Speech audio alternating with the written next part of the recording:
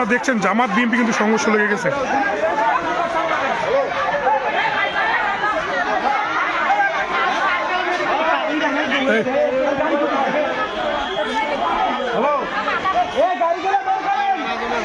Hello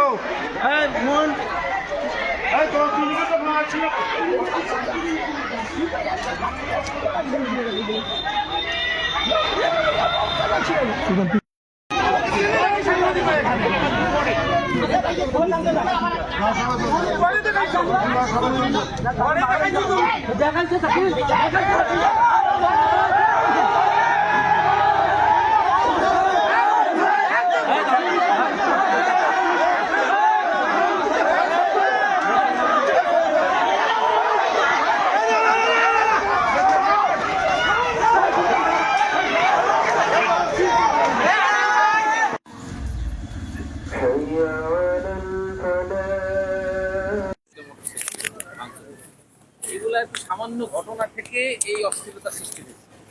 আমরা already police super মহোদয় এখানে আছেন, আমরা আসছি।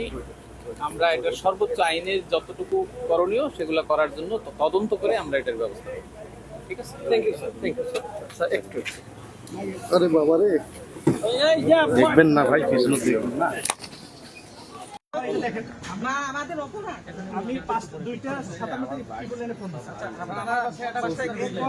ওই বাসার লোকজন না বাইরের কেউ? যারা আক্রমণ করছে স্যার, যারা আক্রমণ করছে